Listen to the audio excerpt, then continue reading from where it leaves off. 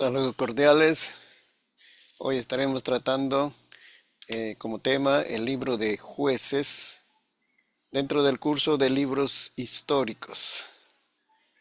Así que vamos a usar nuestro manual que tienen. Espero que puedan marcar, subrayar o resaltarlo si están usando algún dispositivo.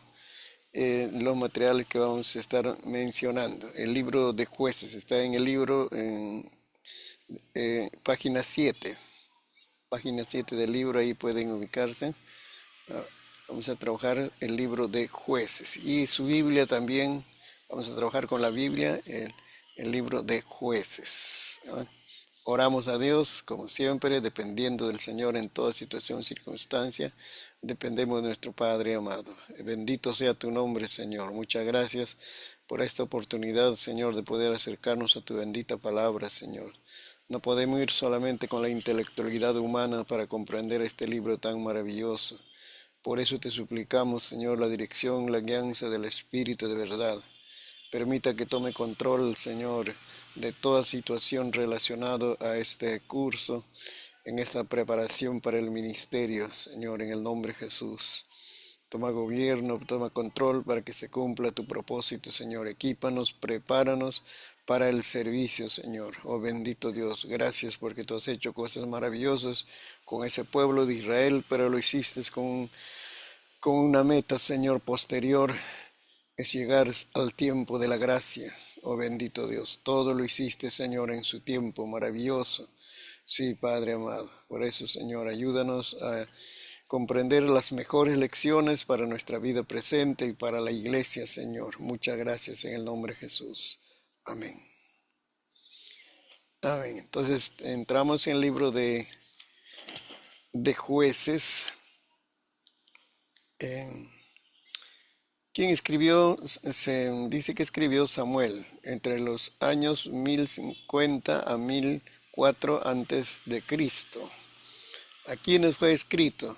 Primordialmente fue a Israel y a las futuras generaciones que iban a leer estos materiales históricos. Y por último llegó hasta nosotros ya como parte de la Biblia.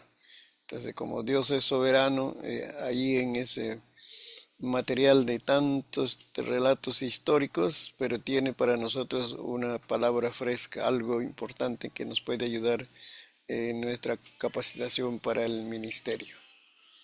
¿Dónde fue escrito? En Jerusalén. ¿Cuál es el trasfondo histórico de este libro de Jueces? Jueces narra la historia de Israel desde la muerte de Josué hasta el tiempo de Samuel, el profeta, bien reconocido en la historia de la Biblia de Israel, el profeta Samuel. Este periodo durante el cual el pueblo desobedeció y se alejó de Dios repetidamente, lo cual se convirtió en uno de los tiempos más oscuros de su historia. Cuando ellos se arrepentían de sus pecados y se volvían a Dios, Él levantaba líderes, los llamó jueces, quienes temporalmente libraban de sus enemigos. Así que por eso es el nombre de jueces, ¿no? En el escenario de este libro se desarrollan en una época muy difícil para Israel, donde la decadencia, la apostasía y el pecado alejaban al pueblo de Dios. El Señor levantó jueces para superar dichas crisis. En este contexto de declinación surgen los jueces como libertadores. Esa palabra vamos a verlo en diversas expresiones, que Israel quedó libre de sus enemigos, así en repetidas veces, ¿no? Se ve un total de 12 jueces y Débora, que gobierna más de 300 años dentro de la historia de Israel. Lo interesante es que detrás de este relato histórico, un poco repetitivo, ¿no? Porque vamos a hablar ahorita del ciclo de pecado en que ellos están viviendo. pero hay lecciones para el tiempo de la gracia, siempre recordando que todo lo que sucedió en el Antiguo Testamento es una preparación para el tiempo de la gracia. Por eso es que todo esto tiene su significado dentro de la realidad del tiempo de la gracia. El Señor cuando permitió que o dirigió que se escriba todas esas historias, no es solamente con un afán histórico para que nosotros podamos conocer a Israel y ese pueblo, sus caídas, sus éxitos, todo eso, sino el propósito está a largo plazo, para que en el tiempo de la gracia nosotros comprendamos con mayor claridad, con mayor profundidad ese tiempo glorioso de la gracia, pero bajo el contexto de toda esta historia de Israel. Así que aquí vamos a hablar, dentro del método panorámico, vamos a hablar del ciclo de pecado. ¿Cómo era el ciclo de pecado? Que históricamente se va desarrollando en este libro de Jueces. Primero hay pecado, pecado cuando el pueblo de Dios se aleja del Señor. Y una expresión de ese alejamiento de Dios era irse a la idolatría. Esto ofende bastante a la gloria de Dios. Así que está expresado ahí en los textos que adoraban a Baal y a otros ídolos. Producto de ese pecado venía el juicio de Dios, y por eso el otro paso, el siguiente paso, es sufrimiento. Hay un tiempo de sufrimiento porque las tribus vecinas toman fuerza y maltratan a Israel. En ese tiempo de sufrimiento va la tercera escena, podemos ir al tercer paso, en este ciclo del pecado, es que ellos claman, por sus sufrimientos claman a Dios, demuestran arrepentimiento, todo eso, ¿no? Pero y Dios, que es misericordioso, extiende su bondad y levanta ahí está precisamente, levanta los jueces para poder librarlos de la opresión de sus enemigos. Entonces hay un tiempo de salvación, pecado, sufrimiento, clamor, y hay salvación. Se libran de sus enemigos, hay un tiempo de paz, y ahí dicen en este libro de Jueces los años. Tuvieron paz por 20, por 30 años, así los tiempos en que hubo una tranquilidad social, ¿no? En ese pueblo. Pero el problema es como se descuidan en su vida espiritual, ya pasó el tiempo del dolor, de sufrimiento. En ese tiempo de bonanza, de tranquilidad, se alejan del Señor. Pero ahora, ¿qué pasa? Eh, no caen en el pecado del mismo nivel, sino se desencadenan. O sea, su condición se agrava. Y así van a volver entonces ahora a repetir que hay cuando caen en pecado, viene sufrimiento, viene corrección de Dios, ese círculo. Entonces, cada vez que recorren este círculo, el pueblo de Israel se va agravando su situación. Es el tiempo de los jueces, ¿no? Así que recordemos ese ciclo de pecado, lo que habla, lo que nos muestra de un arrepentimiento de emergencia. Así sucede con las personas también que se alejan del Señor. Pueden volver a Dios de repente por una motivación de ser aliviado de sus sufrimientos, pero a veces no hay una convicción firme de seguir al Señor. Y recuerde que cada vez que se alejan del Señor y se involucran en el pecado, su situación moral se va agravando. Así que no es bueno jugar con el pecado, no es bueno abusar la bondad, la misericordia de Dios. El- Dentro de las palabras claves también está este ciclo de pecados se va mostrando dentro de las palabras claves de este libro de los jueces. Por ejemplo, dice, hicieron lo malo, se vendió, se entregó al pecado. Y en cuanto a servir, servir a Dios era el contraste de servir a los ídolos. En ese sentido se manejaba el relato bíblico. Entonces no era solamente creencia, no era solamente ceremonia religiosa, sino lo expresan como servir. Dejaron de servir a Jehová para servir a los ídolos. Así de drástico es el relato y la situación moral de las personas.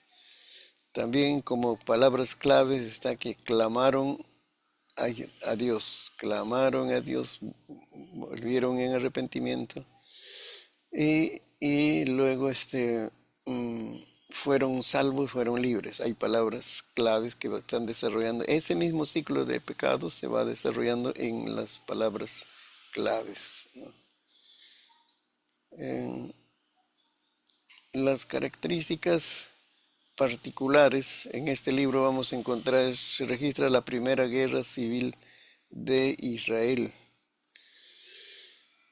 Es el caso cuando sucede un, un ambiente de guerra, pero ya no es contra enemigos exteriores, sino entre paisanos, entre los de su misma sangre, ocurre esa guerra.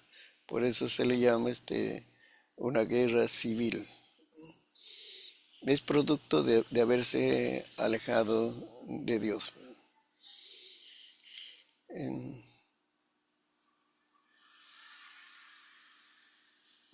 características particulares ya.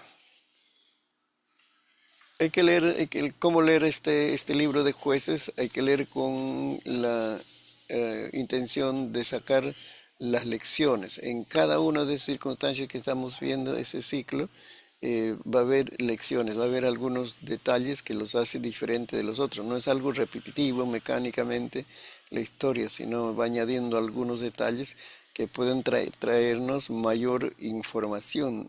Ese es el mover de una sociedad, ¿no? Puede ser un país, puede ser una ciudad, eh, en su relación con Dios. Por eso entonces la iglesia es llamada a permanecer firmes, dice, fieles en lo que hemos aprendido. Pero si no nos ponemos firmes, si no perseveramos con convicciones bien afirmadas en nuestro ser, entonces esa situación, ese ciclo del pecado se va a ir repitiendo, ¿no? Ya sea una persona, ya sea en una iglesia local, se va a ir repitiendo. Así que por eso hay que leer Jueces tratando de entender, sacar lecciones hermosas para nuestro tiempo. El título, el nombre de Jueces, se debe a esos personajes que fueron elegidos para liderar eh, a Israel, ¿no? Aquí están las 12 tribus, entonces ¿quién va a liderar? Equivalente en nuestro tiempo sería el presidente, el presidente de un país, ¿no? Entonces la palabra jueces se va a usar en este sentido.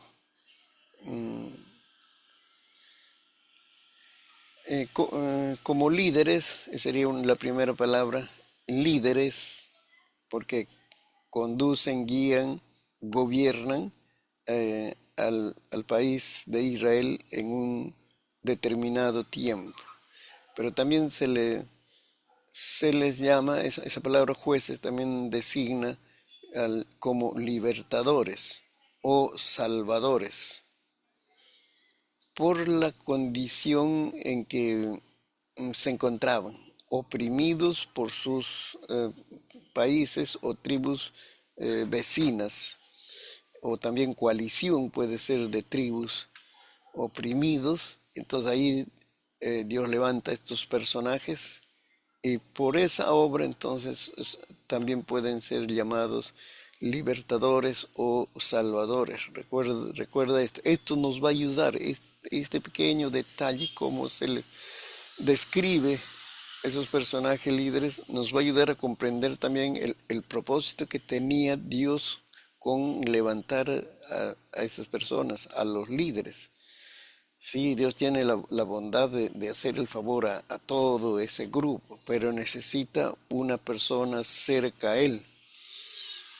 Y entonces ahí está el líder, el juez, el libertador, porque la intención era libertarlos de sus enemigos de ese tiempo.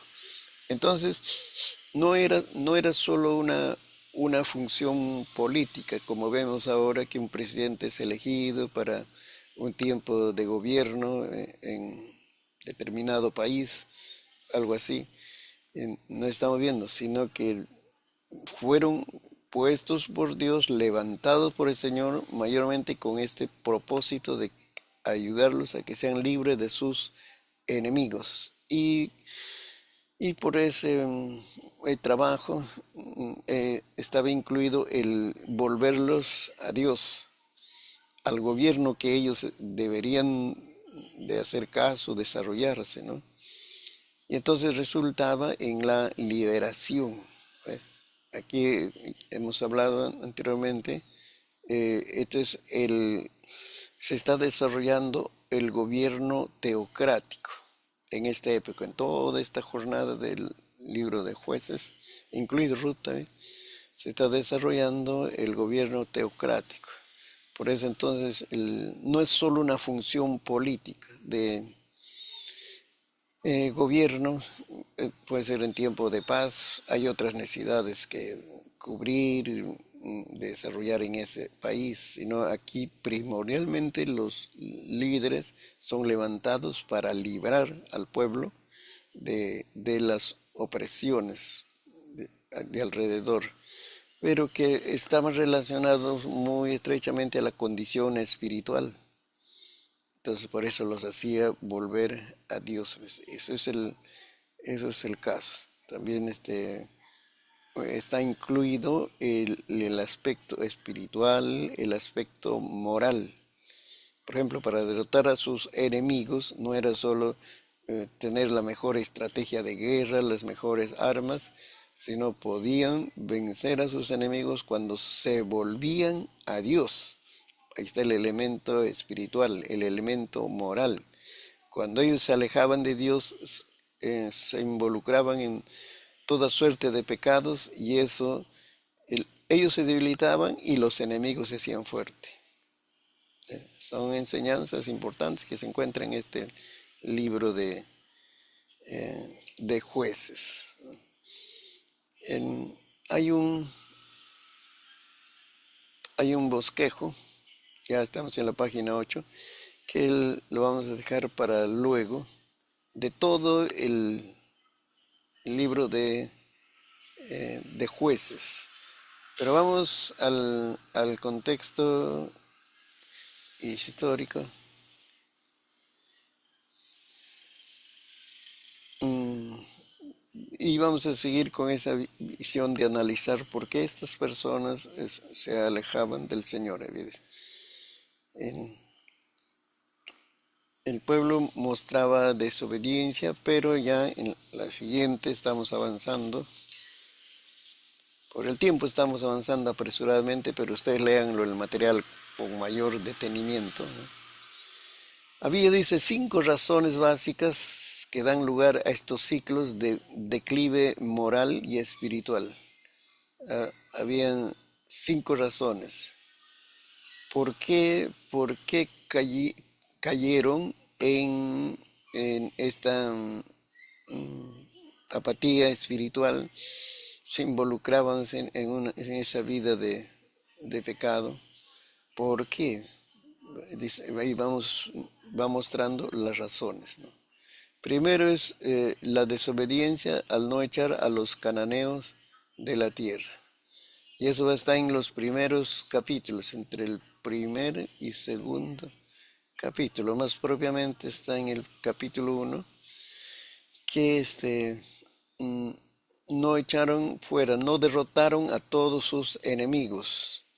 Porque ¿por qué les manda derrotar? Exterminar, si era la palabra. ¿No? Exterminar así personas, animales, destruir los ídolos, ¿no? Lugares de adoración idolátricos.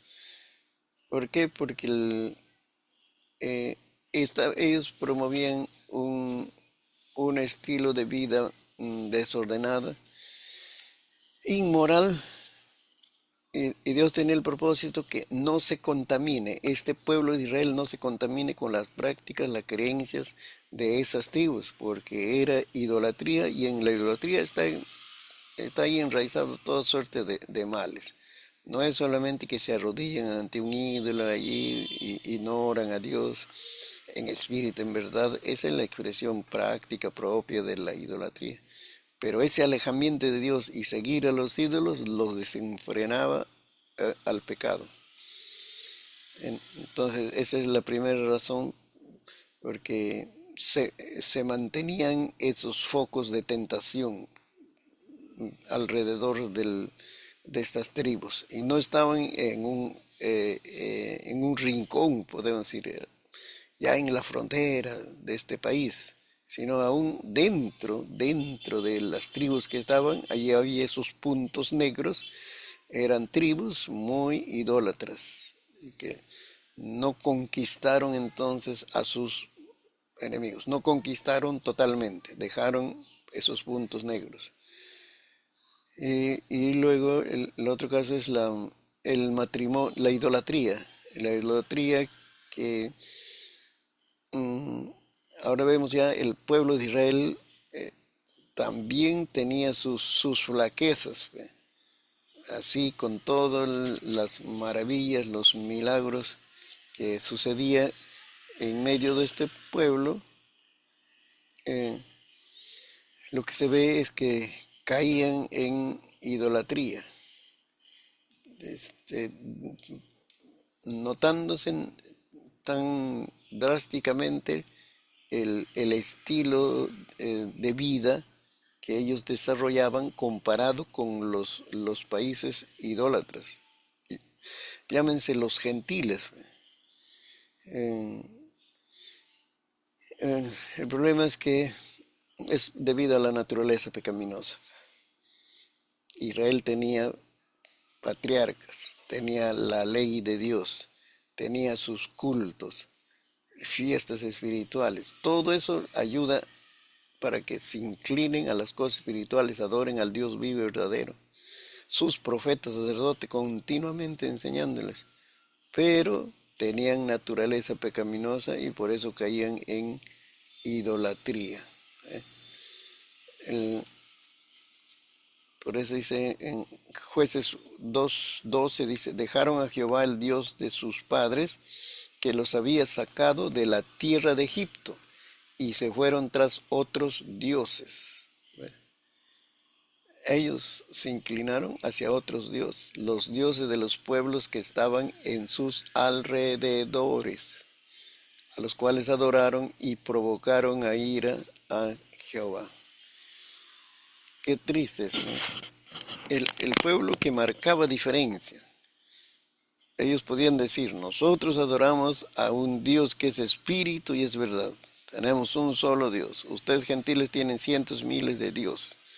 Ese pueblo que marcaba la diferencia ahora cae en idolatría. En lo más notable, podemos decir, que podría marcar la diferencia, ellos caían en idolatría. Eso fue una de las razones. Y este problema, esta debilidad, no salió de ellos corporativamente hasta que fueron llevados cautivos a Babilonia. 70 años de disciplina y pudieron superar la idolatría. Luego el matrimonios con cananeos impíos es el aspecto familiar. Los judíos tenían leyes, tenían leyes de que no deben mezclarse familiarmente con otras tribus, otras creencias. pero se comprometieron, pues, realizaron estas uniones, unión, como dice, yugo desigual. Eso es otra razón para su decadencia moral. Dice Jueces 3, 5 y 6. Dice, así los hijos de Israel habitaban entre los cananeos, heteos, amorreos, fereceos, heveos y jebuseos, y tomaron de sus hijas por mujeres, y dieron a sus hijas a los hijos de ellos, y sirvieron a sus dioses. Es el motivo de la decadencia moral, o sea, el asunto familiar. De ahí lo que procede, porque podían ayudarse, esposo, ¿no? Quizás en su debilidad moral o espiritual, ¿no? Podían ayudarse porque teniendo la misma fe en un Dios creador, pero al no tener esa ayuda idónea, un soporte espiritual, entonces ya se desenfrenaban y adoraban a los ídolos. Todo eso hay que tener en cuenta. Todo eso hay que considerar.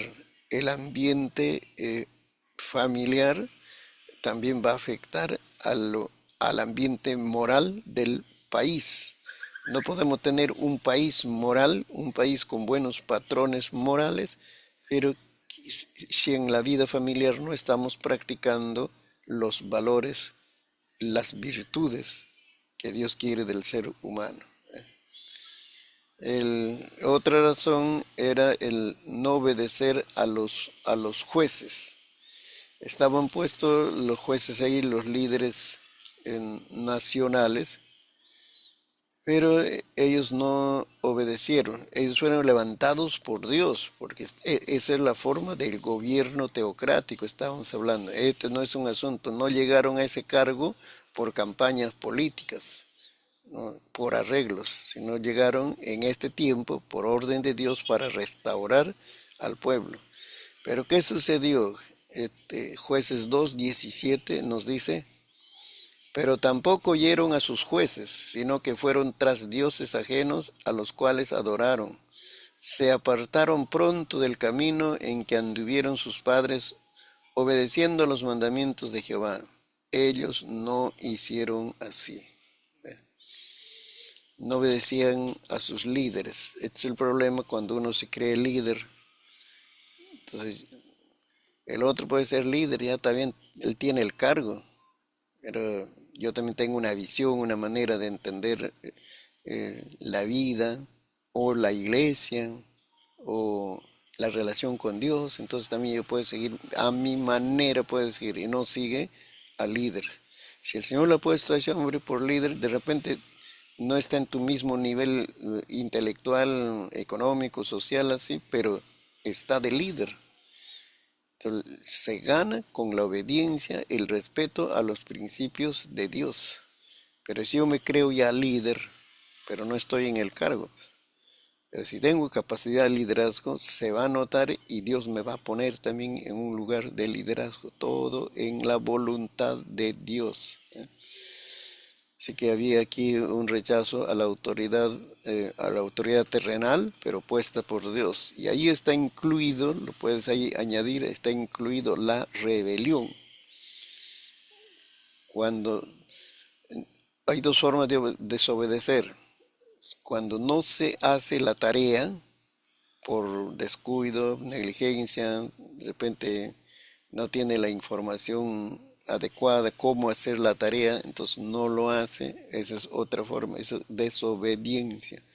Pero cuando desobedece, no hace la tarea pensando en el líder, dice, ¿qué tiene el de más que yo no tenga? Yo también puedo hacer mi manera, él dice a su manera, pues. Él dice que así se debe hacer, pero yo también puedo hacerlo a mi manera. Entonces, ya ahí la rebelión es irse contra la autoridad. ¿Por qué él tiene que mandar?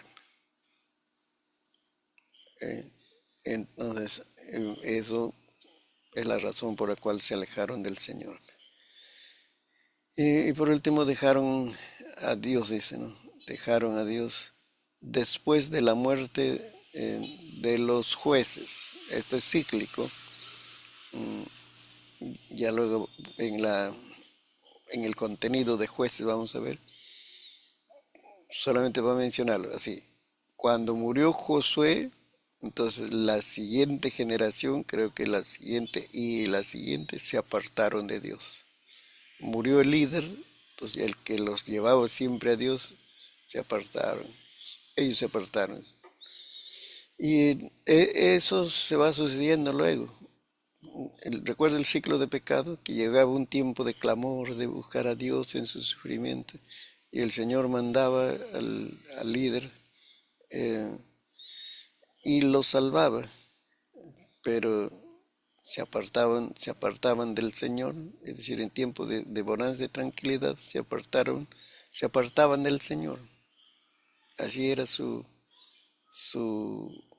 ritmo de vida, porque ese juez que Dios levantó es un ser humano temporal, entonces muere el juez y, y como que no hay una continuidad ahí en el liderazgo. En jueces vas a ver que dice, en ese tiempo no había juez, en ese tiempo. Y no es solo el último versículo también de jueces termina así. Dice, no había líder, cada uno hacía lo que quería, dice. Pero ¿acaso fue la única experiencia? Sino había vacíos de liderazgo en esa época. Y eso es terrible. Y es terrible cuando hay un vacío de liderazgo. Cada uno hace lo que quiere, cada uno pone su ley y cada uno obliga a otro que haga cosas, ¿no? Claro, buscando su beneficio personal, puede ser. Es que se apartaban de Dios cuando moría el líder. Eso no es seguir a Dios con seguridad, con convicción. Eso es seguir a Dios por el rigor, porque el líder está y la está impulsando siempre, la está motivando y a veces con rigor también les está obligando a que hagan las cosas de Dios. Y eso no es una buena señal de madurez, eso no es madurez.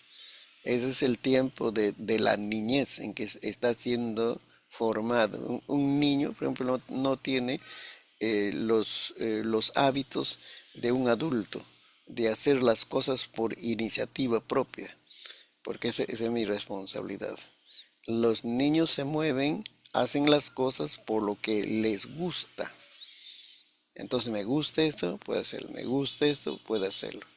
Entonces es en esa etapa donde se necesita el rigor de otro de los mayores y decirle, debes hacer porque esto te conviene.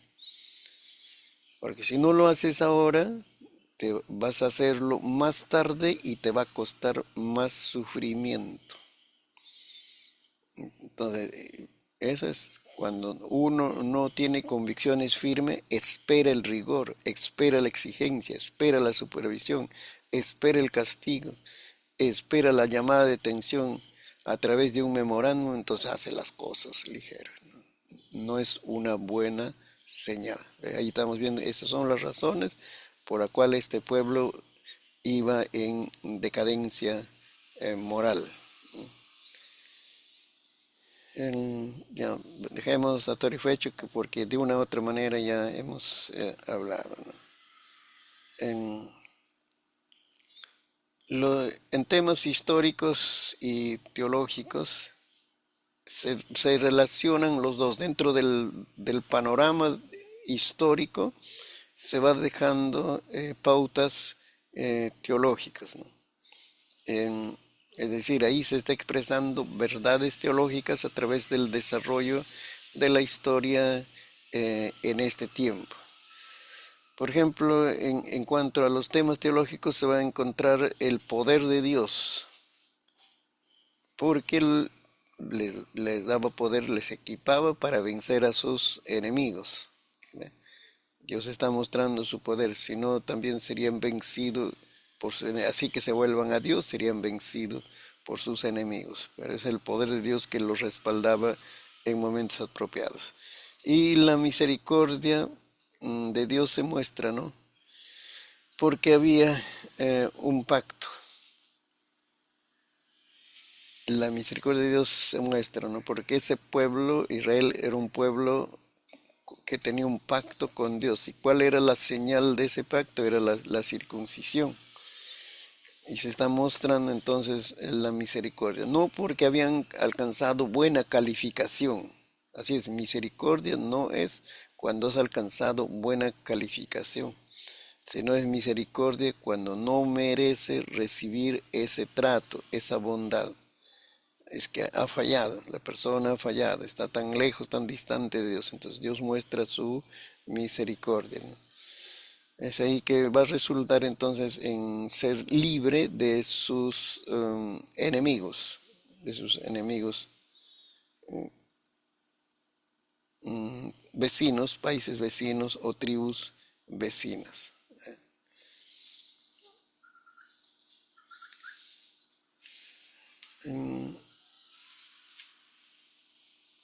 Ya, a ver, las referencias, importancia de la Biblia. Vamos ahora al bosquejo, al bosquejo. Con la Biblia ahora vamos a ver, no vamos a poder comentar así eh, todo todo el libro, pero en algo podemos em, observar las cosas importantes que hay en este libro de Jueces, así como lo hemos hecho de Josué, así también por los capítulos, por los capítulos. Vamos viendo en Biblia, entonces Jueces capítulo 1 y 2. A ver, yo también estoy con mi Biblia. En-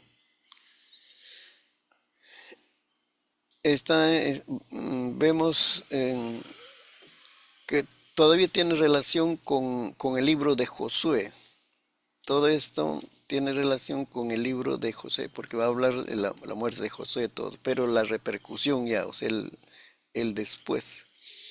Entonces, cuando murió eh, Josué, que era el presidente nacional de las 12 tribus, ahora ya los, eh, los presidentes, para ponerlo en lenguaje actual, ¿no? Los presidentes de cada tribu empiezan a tomar acciones, porque mm, hay necesidad de los enemigos.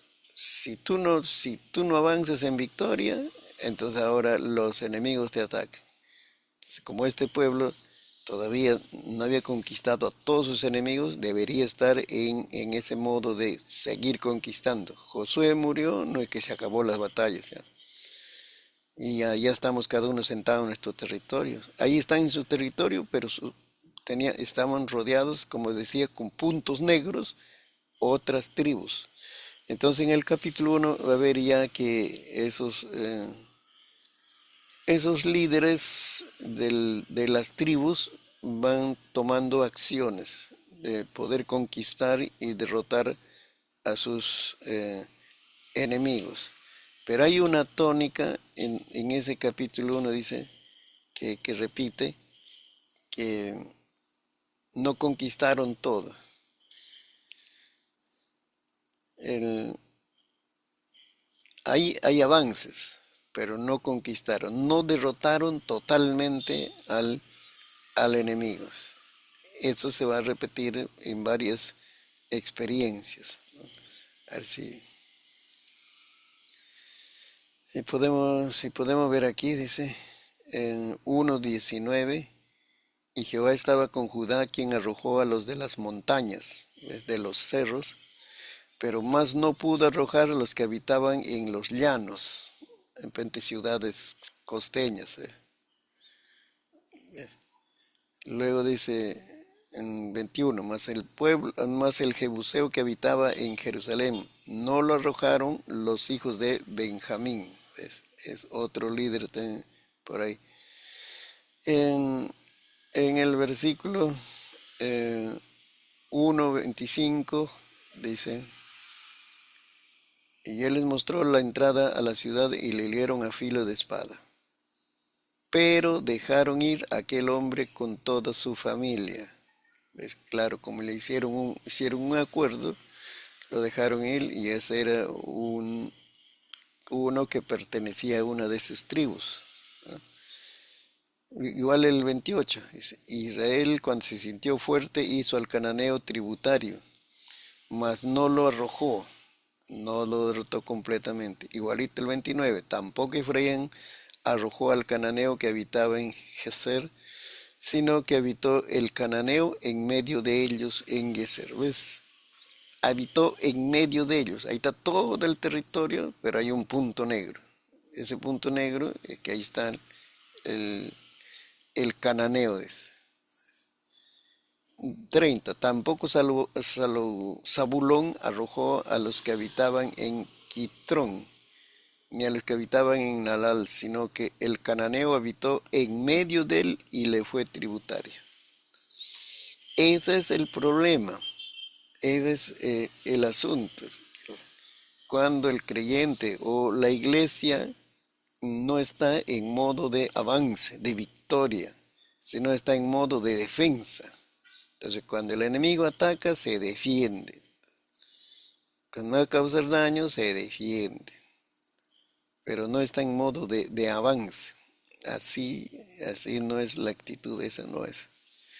Eso no es la actitud favorable para un pueblo que avanza con espíritu victorioso. Por eso tuvieron problemas, pues esa decadencia moral vino a causa de no derrotar. Ya, imaginemos, a ver, como ilustración voy a usar, imaginemos que David tiene dos etapas en su batalla, su victoria. En su primera etapa lanzó la piedra y el Goliat fue golpeado en su frente y se cayó. Ahí está, desmayado o privado, podemos decir. Esa es su primera etapa. Si ahí se quedaba, no hubiera vencido totalmente a los filisteos. ¿Cuál es la segunda etapa? Que sacó la espada del mismo filisteo y le cortó la cabeza a Goliat. Ahí entonces derrotó a su enemigo. ¿Ves? Entonces, David no está en modo de defensa. Si me hace problema, entonces yo me defiendo, ¿no? Si no está en modo de avance. Porque ahí está el enemigo. Aunque no lo está atacando, ahí está el enemigo, está con sus armas. Y lo está amenazando 40 días con su gritería. Entonces él se pone en espíritu de avance, de victoria, y lo derrotó. ¿Cuándo huyeron los otros filisteos? No cuando cayó solamente, sino cuando fue cortada la cabeza de Goliat, ahí huyeron. ¿Ves? Así que ya aplique usted, busque las aplicaciones a esta realidad. Y el otro punto que encontramos es, hay un ángel que se manifiesta, así como se manifestaba con Moisés y con Josué, también se manifiesta, ¿no?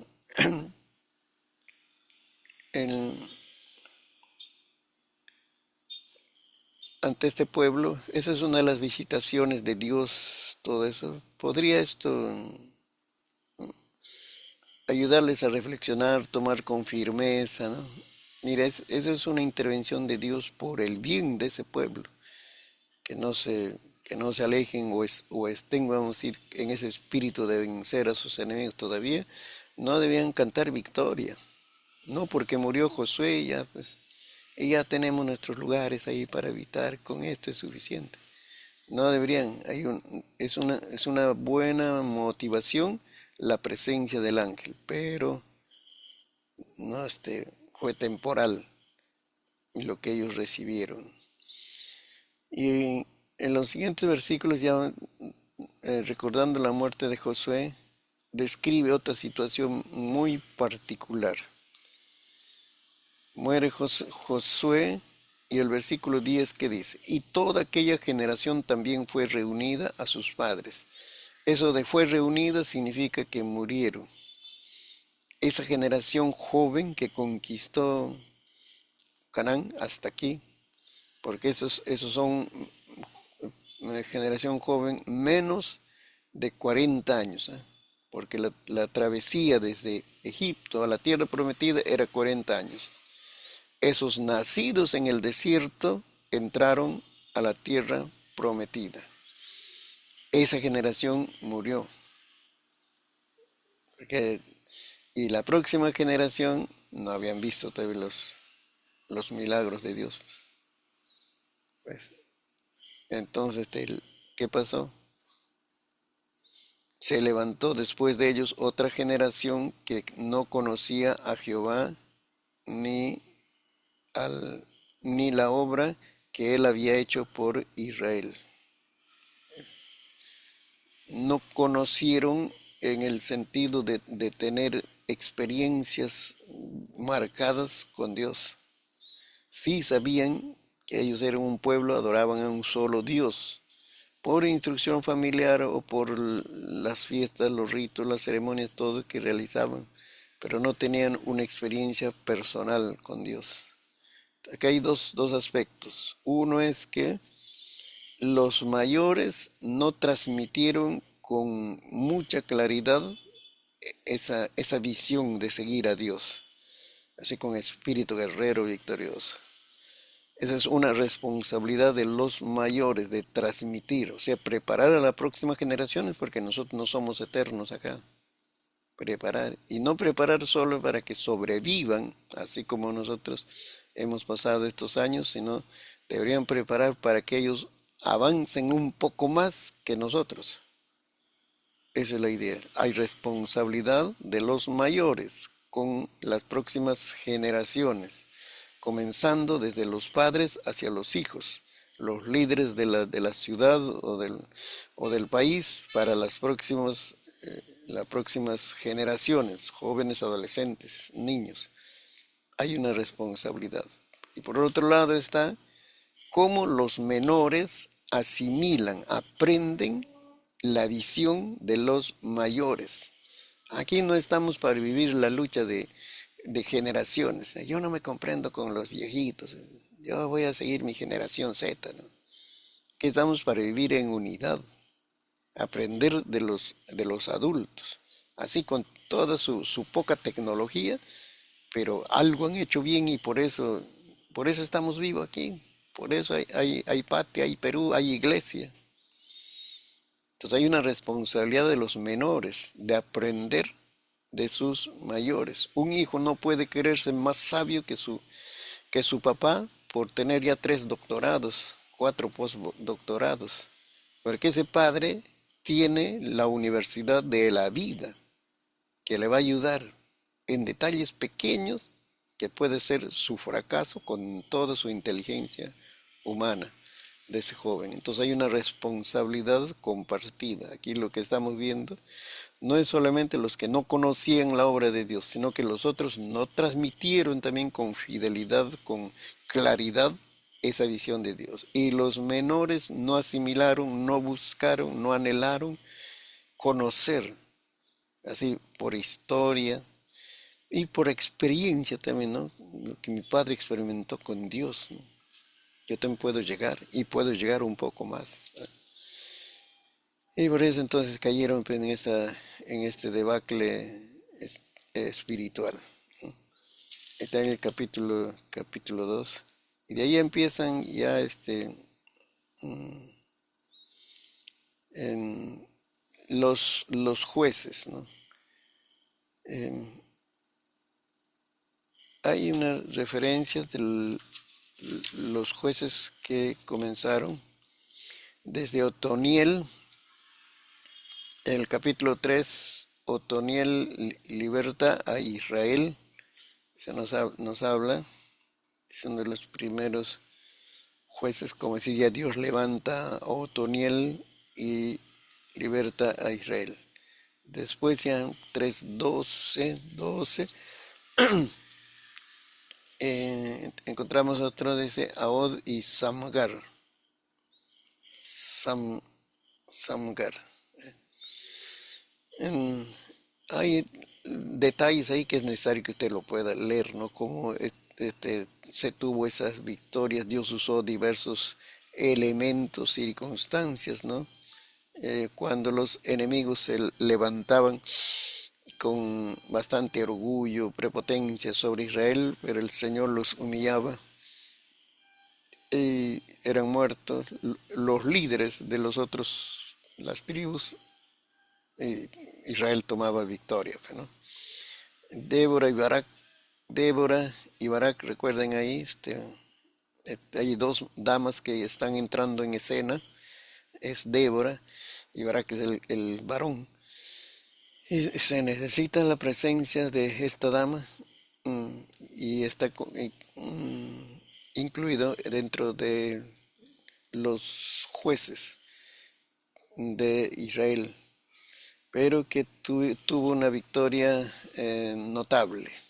Ya, si ha leído usted la Biblia, sabe lo- lo interesante que son estas, eh, la narración, ¿no? Y cómo es que el Señor usa, ¿no? Estas damas para dar la victoria. Estamos hablando a nivel nacional, ¿ah? No, este no es un asunto de barrio, así, ¿no? De vaso de leche, comedor popular, algo así, sino estamos hablando a nivel nacional. Y esto era una cultura, entre comillas, bien machista, eh, no del tipo despreciativo de ahora, ¿no? Sino en que los hombres tenían el liderazgo, deberían tener el liderazgo en todo. Esa cultura se mantiene hasta el Nuevo Testamento, que es el de Cristo, pues, el tiempo de Cristo, los cuatro evangelios. Pero sobresale, aquí sobresalen dos damas. En la derrota de los enemigos sobresalen dos damas. ¿Qué nos enseña? Todo tiene, vamos a decir, su enseñanza, todo tiene lecciones que nos transmiten, hermano. Cuando los hombres no se amarran bien los pantalones, entonces el Señor levanta a las damas para demostrarles que también tienen capacidades de liderazgo. Ese es el hecho. Dios llama, aquí no hay distinción, ya en el tiempo de la iglesia, en Gálatas vas a leer, dice, ahí no hay judío ni gentil, no hay varón ni mujer, no hay ni los muy preparados y los indoctos, ¿no? Todos somos uno en Cristo. Esa es la comunión de la iglesia. Pero en este tiempo de la historia había una marcada eh, preferencia por los varones que deberían liderar. Pero si estas mujeres sobresalieron, es como decir una luz poderosa. No era lo común, no era lo común. Pero eso es para dejar también lecciones a las próximas generaciones. Encontramos Gedeón, un personaje muy importante. En cada uno de estos personajes hay detalles, ¿no? Que se puede sacar lecciones. Por ejemplo, cuando a Gedeón le llama varón esforzado y valiente. Es varón esforzado y valiente, como que le está llamando, ¿no? Y parece que Gedeón mira, ¿y a quién está llamando eso? ¿A quién es el que él no se consideraba? Él no se consideraba varón esforzado y valiente. Le está viniendo a llamar para el ministerio, para ser líder, y le llama así, varón esforzado y valiente. Y es que está, le está diciendo, el ángel le ayuda para que saque algo de sí mismo. Y entonces él empieza a reclamar, le dice, ¿y cómo va a ser esto? Dice, no, si los, ¿quién fue? Los madianitas. Los madianitas ellos están teniendo todo el poder, abusan de nosotros, todo eso, ¿dónde está? Y el Señor le dice que, a ver, es ahí donde él le encarga, pues, a ver, le encarga esta función de líder, ¿sí? 14, 6:14 dice. Mirando Jehová, Jehová le dice, Jehová le dijo, ve con esta tu fuerza y salvarás a Israel de la mano de los madianitas. ¿No te envío yo? Ahí hay un tema que está desarrollando, dice, con esta tu fuerza,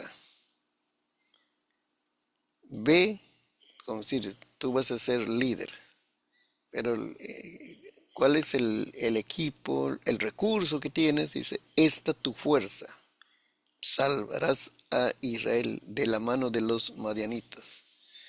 Pero él no se estaba viendo así, varón esforzado y valiente. Pero ¿qué, qué quiere rescatar o sacarlo? Sí, como a mí me reclamaste, como van, si tú tienes una visión de ver, ellos tienen fuerza, tienen recursos y nos están oprimiendo, dice, tienes una fuerza, pero solo que está mal enfocada. Tienes que direccionarlo, así. ¿Cómo tiene esa fuerza para reclamar? Ahora direcciona esa fuerza contra los enemigos. Es el caso. Entonces, hay personas que tienen recursos, pero que necesita que alguien los impulse para poder desarrollar ese recurso en un objetivo claro, que le va a llevar al desarrollo, a la victoria. Están usando esa fuerza, pero mal direccionada. Este es el asunto. Todos tenemos capacidades, pero tenemos que saber en qué nos enfocamos. Esa habilidad, esas capacidades en que nos enfocamos. Así hay detalles en cada una de estas victorias. Seguimos viendo después de Gedeón, ahí dice, derrota a los madianitas, captura a los reyes de Madián, y ahí viene Abimelech, que es otro de los personajes en el capítulo 8. Capítulo 8 tenemos a Abimelech, a ver, está por ahí, 8:33, desde ahí comienza. Pero aconteció que cuando murió Gedeón, los hijos de Israel volvieron a prostituirse yendo tras los Baales y escogieron por Dios a Baal-Berita. Y no se acordaron los hijos de Israel de Jehová su Dios, que los había librado de todos sus enemigos en derredor, ni se mostraron agradecidos con la casa de Jerobal, el cual es Gedeón, conforme a todo lo que él había hecho a Israel. Y ahí comienza la historia de Abimelech 9:1. Abimelech, hijo de Jerobal, fue a Siquem, a los hermanos de su madre, y habló con ellos y con toda la familia de la casa del padre de su madre, diciendo. Y entonces desarrolla su liderazgo Abimelech, a ver, pero tiene sus altibajos, como todo ser humano, con sus altibajos, y hay historias de cada personaje, hay historias eh, que resaltan lo bueno del líder, como que también descubren las cosas negativas que puede haber en ese líder, para mostrarnos que no todo es perfección. No todo es perfección. Si una persona sobresale en algún servicio a Dios, no es por toda su perfección, sino porque la misericordia de Dios le ha usado, a pesar de sus flaquezas y debilidades, le ha usado en un tiempo propicio. Eh, Luego reinado de Abimelech encontramos ya capítulo 10, Jefté, liberta, eh, libertad de los amonitas. Jefté. Este, y el personaje que sobresale en, en toda la historia de los líderes, cada uno tiene su particularidad, pero Sansón, no se puede pasar la historia de Israel sin mencionar a este personaje que es Sansón. Del capítulo 13, y tiene varios, capítulo 13, 15 al 13 al 16. A ver, vamos a ubicarnos, ¿sí? ¿Qué es su historia? Y ha servido para muchas lecciones dirigidas a los jóvenes. Este hombre viene por un milagro del Señor, nace eh, con un propósito. Ya estaba instruido la familia, sus padres, cómo debían criarlo. Todo eso fue nazareno. Eh, y lo que se ve a través del desarrollo de estos capítulos, que su objetivo debería ser enfocado en los filisteos, o sea, derrotar a los filisteos. Recuerde la palabra, el nombre juez. Juez también es su equivalente, para ese tiempo fue un libertador. Entonces este fue llamado como un libertador, preparado como un libertador, pero con un objetivo específico para librar a Israel de los filisteos, que es una tribu de la parte costa de todo ese territorio. Y están metidos en toda la historia de Israel. Usted va a encontrar referencias de los filisteos.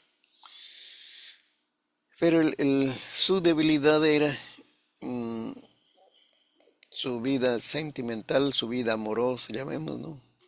Su vida familiar. No desarrolló familia en sí.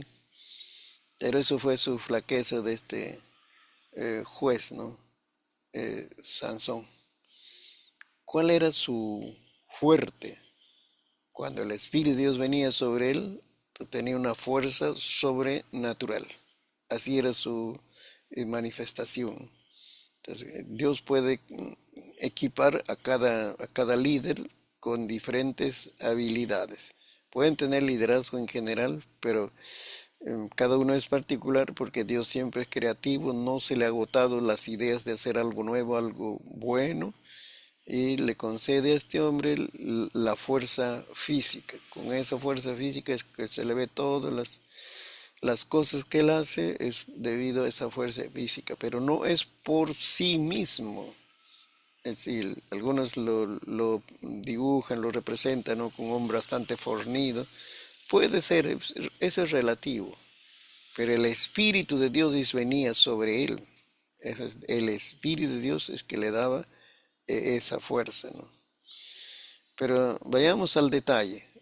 Fue elegido para derrotar a los filisteos, pero como no llegó a desarrollar ese llamamiento, no se preparó moralmente y espiritualmente para ejercer ese llamamiento, entonces llegó a ser esclavo de los filisteos. Lo tuvieron ahí, ya había perdido la vista.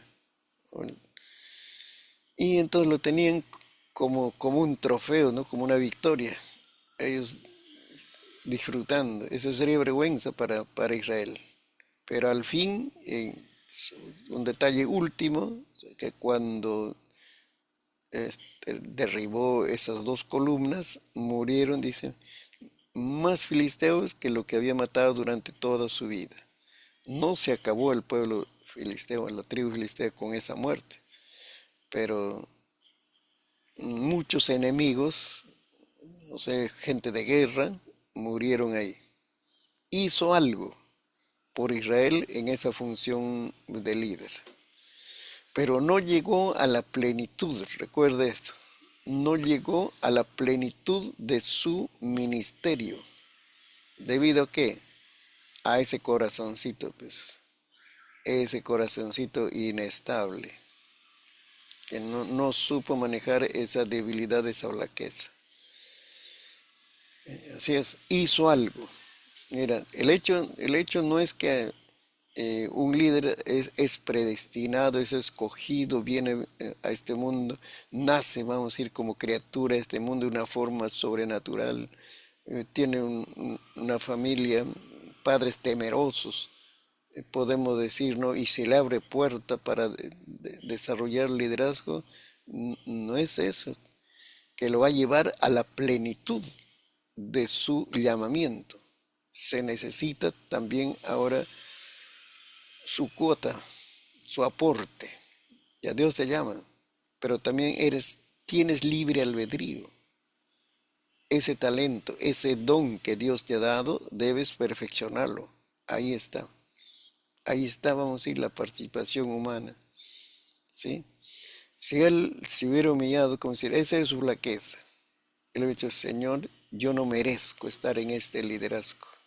Si estoy, es por tu bondad, por tu misericordia, pero ayúdame, Señor, a manejar este corazón. Él hubiera puesto su flaqueza, su debilidad al pie de Dios, el Señor le hubiera ayudado a pasar, ¿no? Todas estas tentaciones y vencer. Hubiera llegado a la plenitud de su llamamiento. Así es la historia de nuestro eh, juez que estamos hablando de Sansón. Así que al final bueno, ha pasado a la historia con todas las lecciones que nosotros podemos aprender. Recuerde, de la historia aprendemos de los hombres que tuvieron victoria, sus éxitos, todo lo bueno, ciudades, pueblos que hicieron lo bueno, pero también aprendemos de los errores para no hacer como ellos hicieron mal, para no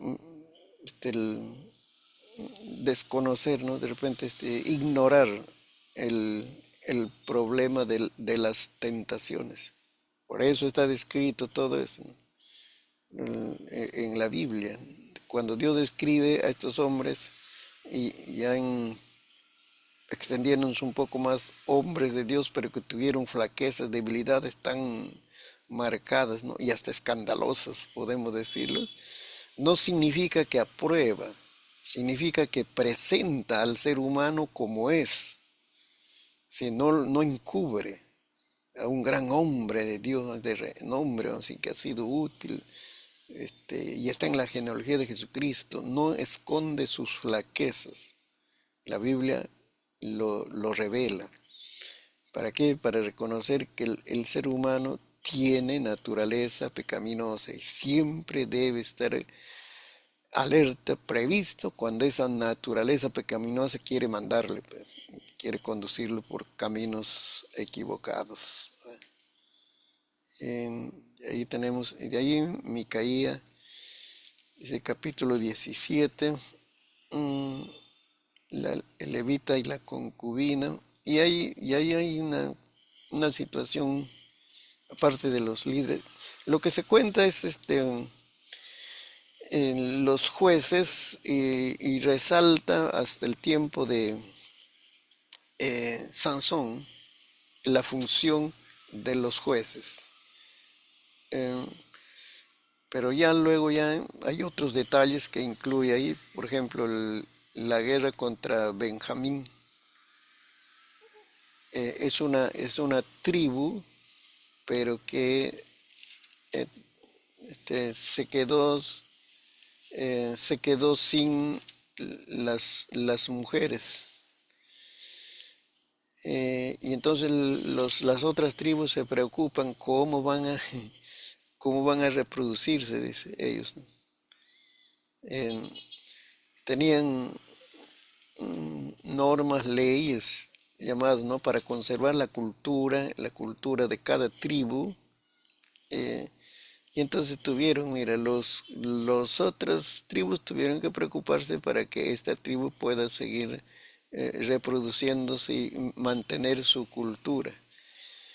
Ese es un hecho cultural muy significativo. El-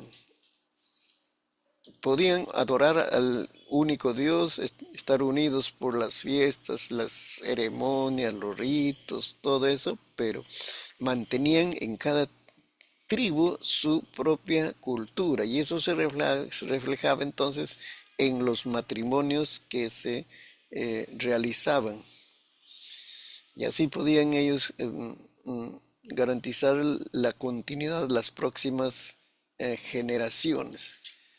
Eso también es importante en la vivencia de un país, de un país. Las familias que están teniendo hijos están aportando culturalmente a la estabilidad de su país.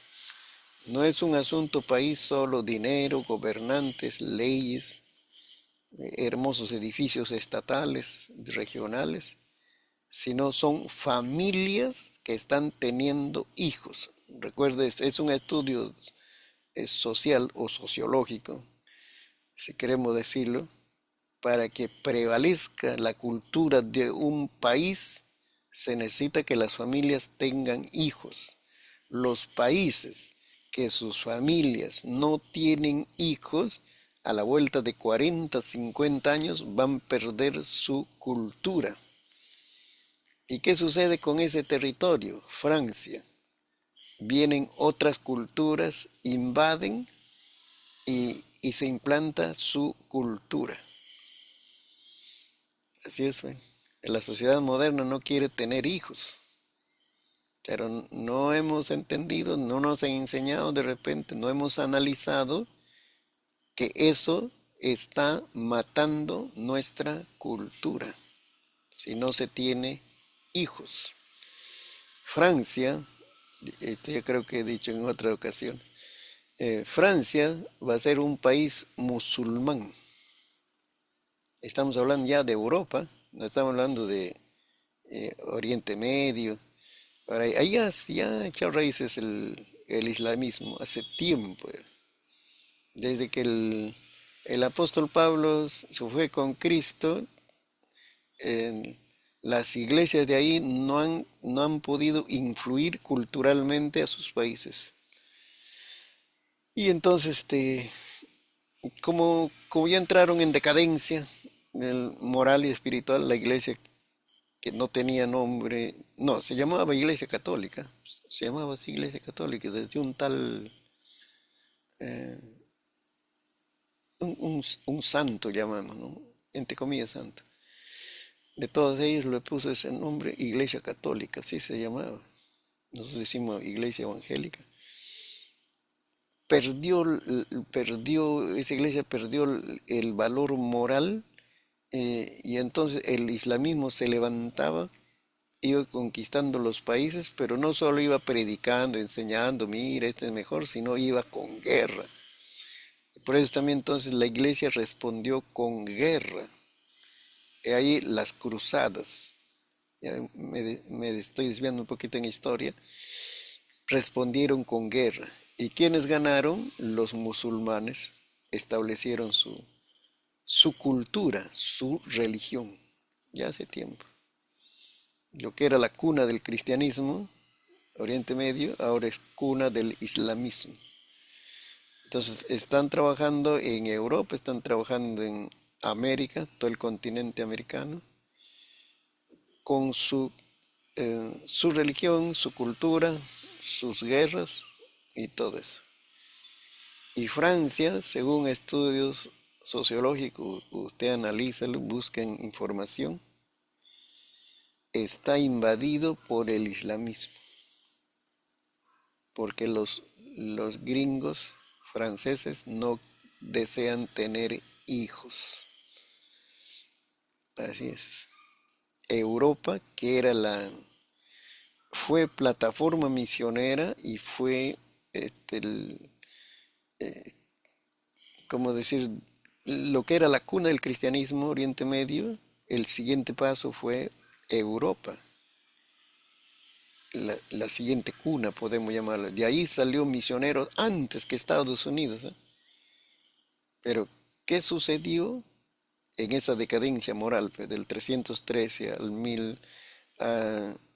1517, la Reforma? Decayó eso. Y entonces, así, literalmente, en esos lugares donde es- era un templo del cristianismo, ya era catedral, un templo hermoso. Ahora los musulmanes están comprando ese terreno y levantan una mezquita. Eso es el avance de la cultura islámica.